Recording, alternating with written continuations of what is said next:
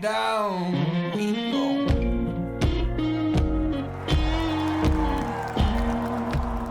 He's back. Trump wants to return to the world stage, to be back in the White House. I'm more confident than ever that we will soon be sitting behind that beautiful resolute desk in the Oval Office.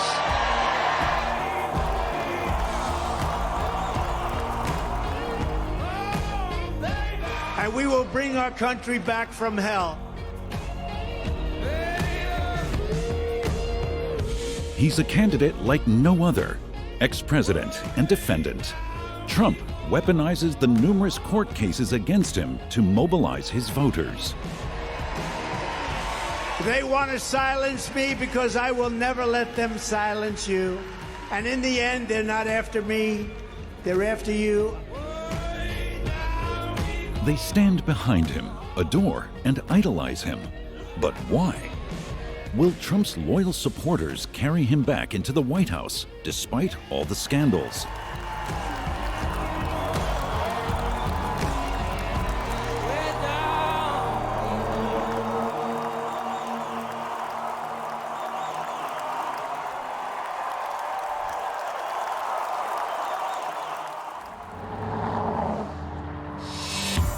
We're traveling through South Carolina, a particularly conservative state.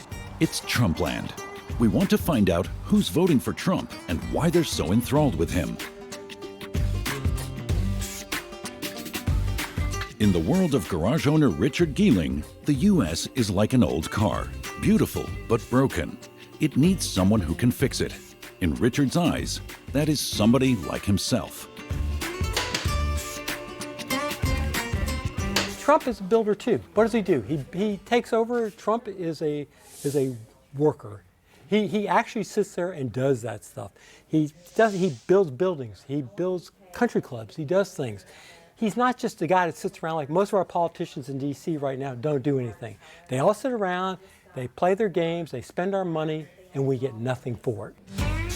This year, the U.S. labor market is booming and the economy growing. However, according to surveys, many Americans are suffering from the high cost of living, which has risen sharply since the coronavirus pandemic. Richard blames this solely on President Biden's economic policies. His own business is a good indicator. We see a lot more of people repairing their older vehicles, things of this nature, because they're not going to go out and spend all this money to go buy a $60,000, $70,000. With the economy, inflation it is, gas prices going up, the EV market is in the tank. You know, they keep going on about EVs are going to rule Biden and all them. We're going to save the world with our EVs and all the rest. It's not going to happen. The promotion of e-mobility is a thorn in Richard's side. But that's not all. Joe Biden's advanced age also bothers him. At 81, Biden is the oldest sitting president in the history of the USA. Have you seen him? Hey, guy can't even go up a set of stairs. I mean, come on, let's put it this way. Trump is, have you seen Trump lately? I've been to all those things, go to his rallies, and we really participate in a lot of the events that Trump does. The man is like I say, he's older than I am, but you know, he's not that, he's still in his 70s, right? And like I say, I'll be 72 this year. Richard is not only a garage owner, but also a local politician. As deputy chairman of the Lexington Republican Party in South Carolina, he has invited party members to a meeting at his company. They want to prepare for Donald Trump's upcoming visit to South Carolina. Jerry Cox is 91 years old. For her, Trump was one of the best presidents in the history of the country. Because he did what he said he'd do. And that's what Pam Godwin leads the Women for Trump movement in South Carolina. She explains how Trump is winning women's hearts. we love that he's bold, that he does what he says he's going to do, that he is pro-America. Everything that he does is about America. He's proud, and he wants to protect us. And that's from, anything and everything. And so women like men like that. They like bold men, and they like men who want to protect them. For Harold Littler, Trump is aligned with a higher power. Jesus is my savior, Trump is my president is written on his cap. Harold is convinced that the 2020 presidential election was rigged. Biden is a fake president. He's an illegal president. They stole the election from the American people and President Trump. No doubt in my mind, they got enough evidence to prove it, and I don't know why it don't come out. According to Harold, the evidence comes from a highly dubious documentary. According to the film, couriers who collected absentee ballots from voters in the U.S. state of Georgia manipulated the ballots in favor of Joe Biden and the Democrats. Well, they got people pulling out suitcases of ballots from underneath the table. They got people that's running ballots over and over and over again. I mean, it's on video. They got vans coming in with truckloads of ballots. Harold is not the only one who subscribes to this conspiracy theory. To this day, 6 out of 10 Republicans are convinced that the presidential election was rigged. Dozens of court rulings to the contrary haven't changed their minds. Facts have become elastic in America. We're experiencing a divided country. During the first Trump presidency, I spent 4 years reporting from the USA as a correspondent. Now I have the feeling that many conflicts have intensified. Republicans and Democrats are hostile towards each other. Their differences seem irreconcilable. The gap between urban and rural populations, between rich and poor, black and white Americans, seems to be widening.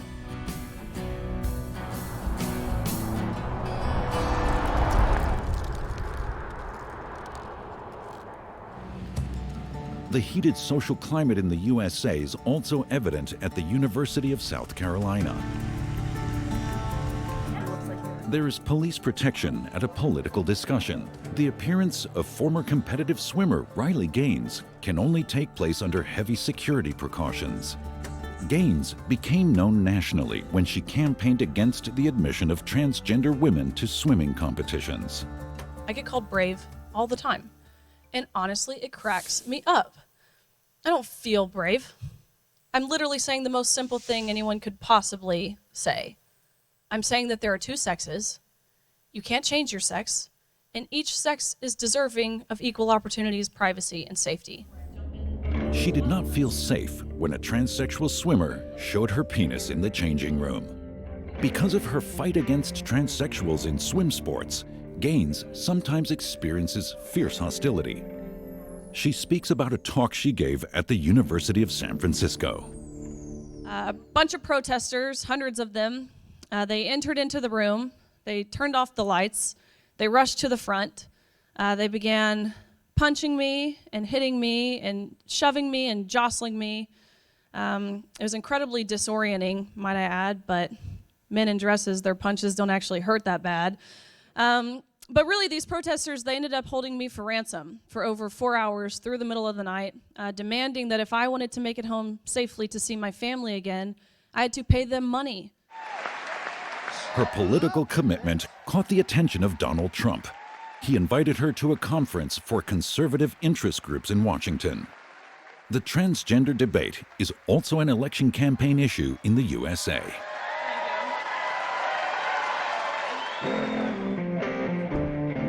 Many of the female students here see Trump as the patron saint of women's rights.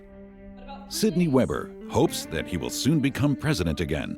The fact that Trump has already been sentenced to pay high damages for misconduct towards women does not play a major role for her. She considers most of the accusations against Trump to be a witch hunt. When he was younger, he had his moments, which, you know, not everyone's perfect, so some things happen, but I don't think it's anything that should be, like, permitting, like, not letting him run for president. It's not anything that has to do with his values, so I just think that that should have been left out, and we all know why they're doing it. Yeah. Andre Chang also believes that the Democratic Party and left-leaning media want to silence Trump because he represents positions that contradict the cultural climate. I think Donald Trump's position is very clear that he believes that genders are inherently linked to sex, and since there's only 2 sexes, there's only 2 genders. The Biden administration, however, has a very different stance in this regard. So that is another strangely focal point that's become a hot spot of public debate here in the United States of America. We continue our conversation while walking around the campus. Andre was born in Hong Kong and came to the USA when he was 5. Here, the student of political science is living the American dream. Although Trump has a tough stance on immigration, Andre is one of his supporters. Donald Trump isn't really advancing some radical agenda when he says that the first thing you should do as an American citizen is to not break the law. And these illegal immigrants, when they do come to this country, the first thing they do is, by definition, break the law. Andre is one of a growing number of students who want to vote Republican because they're increasingly skeptical about getting involved in international conflicts. After America's wars in Iraq and Afghanistan, there seems to exist a longing for isolation. Andre describes President Biden's foreign policy as adventurous and considers U.S. military aid for Ukraine to be wrong. The issue regarding Ukraine, we know prior to the Russian invasion, every news media outlet did recognize the indisputable fact that Ukraine was a corrupt oligarchical state. Nothing since then has particularly changed to change the idea that there are still corruption in the Ukrainian government. Yet the American government, in this black and white mentality, just sends more and more funds to Ukraine, to the point where I think it's also almost insulting to the American voter. Andre finances his studies by writing speeches for Republican members of the South Carolina State Parliament. What does he make of Donald Trump's rhetoric? A lot of these blue-collar workers, a lot of these working-class Americans didn't have a strong voice until Trump came in to almost validate their concerns. And I think to those aims, when Trump is saying things that aren't, super eloquent, right? Like it's not some academic thesis or some kind of PhD paper, but I don't think he has to be. As a political leader, he's there not just to represent, the elites or the political, academia. He's there to represent the American people. At a campaign event in Rock Hill, we want to observe how Trump gives a voice to American workers and other citizens. These supporters wait up to 7 hours outside a sports arena to hear Trump speak. When he finally appears, Trump is celebrated like a political rock star.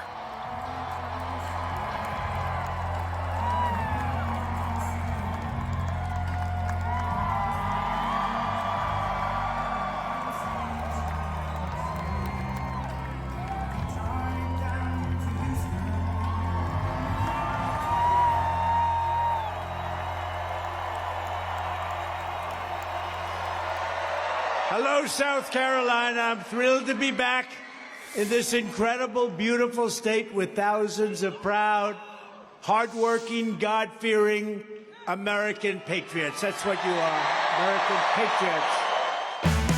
Americans vote with their wallet, goes the old saying.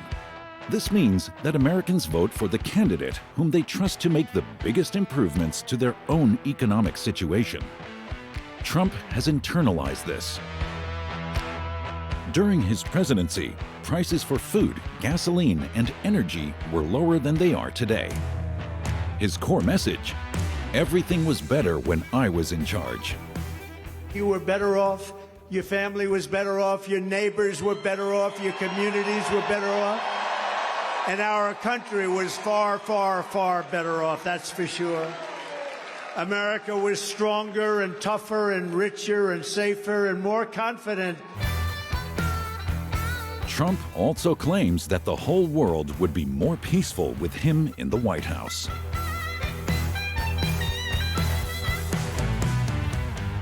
Look what happened to our country. You have wars that never would have taken place. Russia would have never attacked Ukraine. Israel would have never been attacked. Attack is the best defense. Another Donald Trump tactic. He actively addresses the various charges and court cases against him and ridicules them.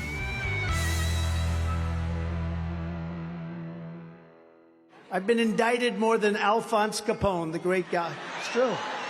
I got indicted. My parents are looking down. They're saying, I never thought this could happen to my son. He's been indicted. I didn't know what the hell the word, and it all took place instantly. If I fly over a blue state, the next day I get a federal grand jury notice, please report. And they indicted me on bullshit. It's all bullshit.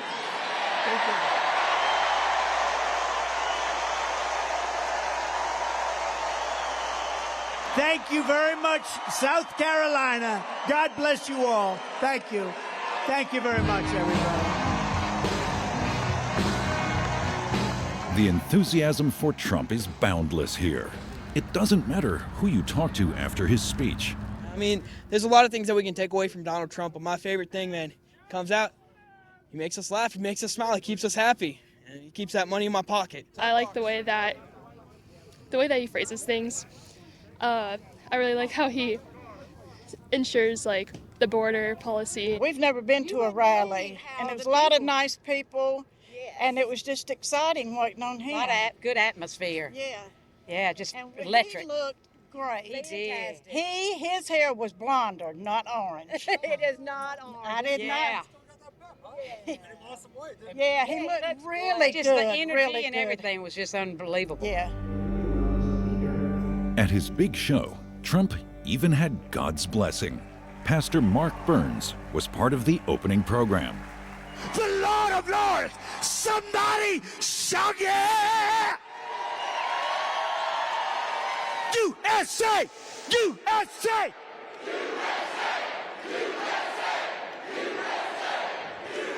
How many here know that Donald Trump is our champion? He's our warrior. And he will do whatever it takes to make sure that Joe Biden will never be president of the United States ever again. Mark Burns is a star among Trump supporters. His nickname is Trump's pastor. Black voters in the USA traditionally prefer the Democrats. Mark Burns wants to change that. God has told him to show the world that Trump is not a racist. I voted for Barack Obama twice. I was a proud Democrat until I became more educated in policy.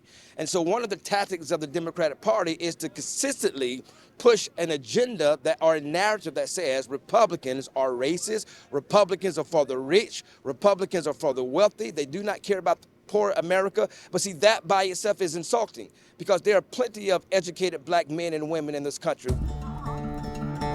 Pastor Burns believes that Trump is being treated unfairly by the Democrats, the media, the judiciary. He hopes that this will lead to more and more black voters to identify with Trump. After all, they know injustice inside out. Black men are resonating to what's happened to Donald Trump because black men have been treated like this for 400 years in America. So now if they can go after a billionaire like Donald Trump, then they can go after any of us. And black men are resonating that when they see Donald Trump go through these trials. May Almighty God bless you, in the Father and the Son. Here too, people are praying for Donald Trump. These anti-abortion activists stage a protest in front of a clinic and thank Trump for his support. Jill Simpson and her husband David come here once a week to a place where women can get an abortion. Jill and David aim to change their minds. We do see, the fight between good and evil, and it is a spiritual battle. This is a spiritual battle. And just the fact that Mr. Trump is opposing the evil that we see out of, like, the current administration. In his private life, Trump may not be a saint, but they see him as an instrument of God. Specifically, the two praise the fact that Trump has appointed judges to the Supreme Court who are critical of abortion. I believe that Donald Trump did a good job while he was in office before, and I believe that if he will stick to what he is saying, not become like a politician, that he could do more good for our country. Bob Durbin is a retired physics professor. In his prayers, he asks God to close the abortion clinic. Every baby that's killed provides more power to Satan on earth. And no longer do we have a Christian country, no longer do we have a Christian society. Bob is proud that his son has become a Catholic priest. He sees Donald Trump as a savior, and not just because of his opposition to abortion. He wants to protect our country, and what happens is there's so many people that are flowing in across the borders that are terrorists, etc., whatever. You have that in your own country too. Western society is being invaded by people that want to destroy it. This bus belongs to an anti-abortion organization. Women on their way to the abortion clinic are invited to get a free ultrasound and consider their position. Lizzie Starkey and Sherry Carr conduct the checkup.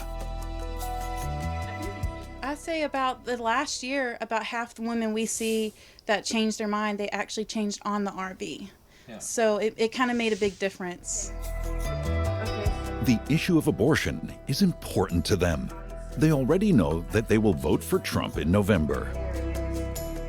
I do like him, and I think he's very conservative. He has the same values that I have. He's done a lot for the United States of America, unlike the current administration. And I would always vote for a pro-life candidate over another candidate. Always. That would be the deciding factor for me, actually.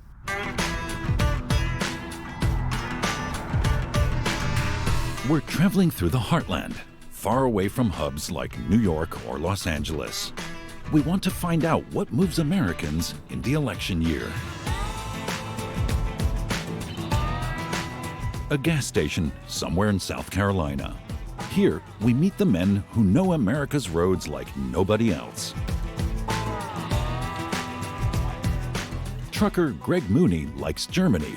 He worked in Bremerhaven many years ago. He still raves about the women and the food, and he admires a man whose family roots are in Germany, Donald Trump.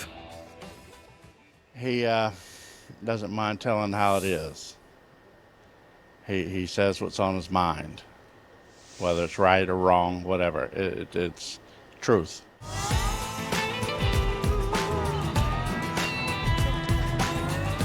John Miller also admires Trump because he takes a clear stance on gender issues. Straight talk, I don't like the culture that we're in where we let children decide on what they're going to be. There's no parenting. You can take a child and let a child decide whether he wants to be a boy or a girl, and then the school step in and say, you have no control over your children. This is what they say they want to go be, so this is what they're going to be.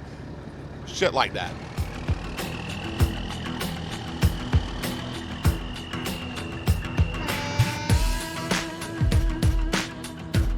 Bill Wren will also vote for Trump, mainly because of Joe Biden's old age. Shoot, you listen to him talk, you don't know where he's at half the time. You know, he can't even read a teleprompter, without screwing it all up, let alone being able to have something, of his own to say. We're attending another Donald Trump campaign event. Only volunteers and party members are invited. In this rather small circle, the leading candidate makes clear which strategy he wants to rely on in the campaign. Trump strikes a sharp tone against immigrants. You look outside and you see all of the horror. You see millions and millions of people coming across the border illegally. We don't know where they come from. They come from jails, they come from prisons, they come from all sorts of places that we don't want to know. They come from mental institutions and insane asylums, and we don't want that in our country. Here, we meet Richard Geeling again. Today, the workshop owner has swapped his overalls for a suit and is looking forward to seeing Trump up close. Trump is the man for this job. If this is our last chance, I feel sometimes, Trump doesn't pull this off, and we don't get this done, it's stolen again like in 2020. We also meet Pam Godwin again, the leader of the Women for Trump group. It does not bother her that Trump has been repeatedly accused of abusing women. We know that a lot of these allegations are unproven, possibly untrue, but some of them are 20, 25 years old, and there's never been any proof saying that he did these things. We judge him based on what we saw him do as president and how he treats Melania and his family now.